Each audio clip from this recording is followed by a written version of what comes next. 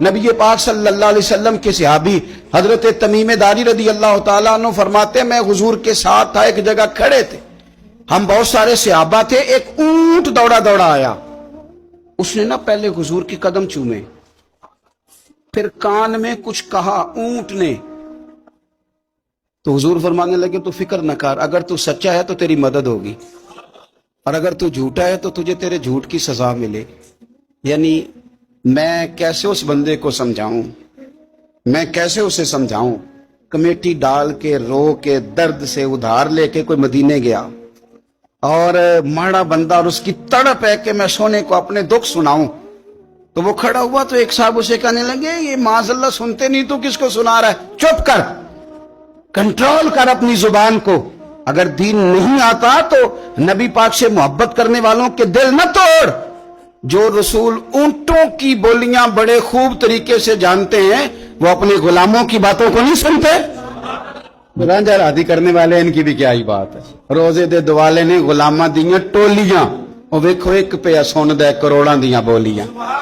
اونٹ آیا، آ کے اس نے پہلے قدم چومے، کان میں کچھ کہا، حضور نے فرمایا تو فکر نہ کر، اگر تو سچا ہے تو جیسے تو کہتا ہے ویسے ہو جائے گا، اور اگر تو جھوٹا ہے تو پھر تجھے تیرے جھوٹ کی سزا بھی ملے گی۔ تھوڑی دیر گزری تو حضرت تمیم داری رضی اللہ تعالیٰ عنہ فرماتے ہیں کچھ لوگ دوڑے دوڑے آئے، عرض کرنے لگے حضور یہ ہمارا اونٹ بھاگ آیا ہے اور 3 دن سے بھاگا ہے، مل نہیں رہا۔ حضور فرمانے لگے یہ تو تمہاری شکایت کر رہا ہے، یہ تو کہہ رہا ہے یا رسول اللہ میں نے گرمی سردی میں ان کی خدمت کی، اور جب میں بوڑھا ہو گیا تو انہوں نے مجھے افزائش نسل کے لیے رکھ لیا، میری نسل سے ان کے کتنے اونٹ پیدا ہوئے، اب میں بوڑھا ہو گیا ہوں تو مجھے کاٹ کے ذبح کر کے کھانا چاہتے ہیں۔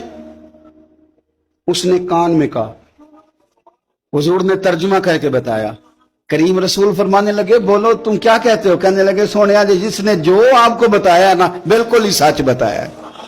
ابو داؤد شریف کی حدیث عرض کر رہا ہوں، حضور بالکل ایسے ہی ہے، گرمی سردی میں اس نے کام کیا، پھر ہم نے اس سے بڑے افزائش نسل کا کام لیا، حضور ذبح کرنا چاہتے ہیں۔ تو نبی پاک فرمانے لگے اتنی جو خدمت کرے اس کا صلہ پھر چھری ہے، کہ تم اچھا صلہ دے رہے ہو؟ کہنے لگے حضور ہم کچھ نہیں کہتے، ذبح بھی نہیں کرتے، آپ اس کو دے دیں۔ حضور فرمانے لگے اب نہیں میں تم پہ اعتماد کرتا، اس طرح کرو میرے ہاتھ بیچ دو۔ 100 دینار کا میرے نبی پاک نے اونٹ خرید لیا۔ حضور نے نا اونٹ کو تھپکی دی، فرمایا جا تو آزاد ہے۔ اونٹ نے نا پتہ نہیں کیا باتیں کی، ایک بات کی تو حضور نے فرمایا آمین، دوسری کی تو کہا آمین، تیسری کی دعا کی تو کہا آمین، چوتھی بات اونٹ نے کی تو نبی پاک رو پڑے۔ اونٹ چلا گیا، صحابہ کہتے ہیں عرض کی یا رسول اللہ اونٹ نے کیا کہا ہے؟ تو حضور فرمانے لگے اس نے پہلی دفعہ یہ کہا ہے کہ یا رسول اللہ اللہ آپ کو میری طرف سے، اسلام کی طرف کے اور قرآن کی طرف سے بہترین صلہ عطا کرے۔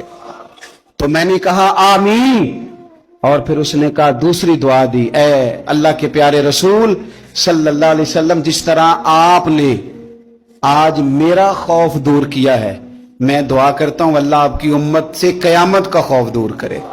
اور میں نے کہا آمین، تو نبی پاک صلی اللہ تعالی علیہ وآلہ وسلم فرماتے ہیں پھر اس نے تیسری دعا کی، عرض کی یا رسول اللہ صلی اللہ تعالی علیہ وسلم جس طرح آج آپ نے میرا خون بچایا ہے، سنیا میری دعا ہے رب تیری امت کا خون محفوظ کرے۔ تو میں نے کہا آمین۔ حضور فرماتے ہیں پھر اس نے چوتھی دعا کی، یا رسول اللہ میری دعا ہے آپ کی امت لڑے نہ، جنگ و جدال نہ کرے، آپس میں گلے نہ کاٹے۔ تو حضور فرماتے ہیں میں نے آمین بھی کہا اور میں رو بھی پڑا، اس لیے کہ یہ دعا میں نے اپنے رب کریم سے مانگی تھی کہ اے اللہ میرے امتی لڑے نہیں، آپس میں لڑے نہیں۔ تو یارو بچے لڑتے ہیں، بچے لڑتے ہیں تو کیا باپ خوش ہوتا ہے؟ وہ تو پریشان ہوتا ہے، روتا ہے، میری امت لڑے نہ۔ تو میرے رب کریم نے فرمایا محبوب یہ دعا مجھ سے نہ مانگیے، یہ خدا کی حکمت کا تقاضا ہے، یہ لڑیں گے۔ تو نبی پاک صلی اللہ علیہ وسلم فرماتے ہیں جب لڑائی کی بات کی تو میں نے پھر اس وقت میں عبدیدہ ہو گیا، میں رو پڑا، یہ نازک مسئلہ ہے، تکلیف والا ہے کہ یہ لڑیں گے، کچھ لوگ فرقے بنا لیں گے، الگ عقیدے گھاڑ لیں گے اور سچے سچے مسلمانوں سے لڑیں گے۔ میرے بھائی یاد رکھ لیں کہ رسول پاک تو جانور اندھیرے میں ڈوب جائے تو نکال دیتے ہیں، تو امتی کیوں کہیں اور روشنی تلاش کرتا پھرتا ہے؟ وہ روز کہے کہ ماہ مدینہ اپنی تجلی عطا کرے. یہ ڈھلتی چاندنی تو پہر دو پہر کی ہے. میرے رسول پاک صلی اللہ علیہ وسلم ہر ایک کا خوف دور کر دے, ہر ایک کی پریشانی دور کر دے, ہر ایک کو حضور نواز دے, ہر ایک پر کرم نواز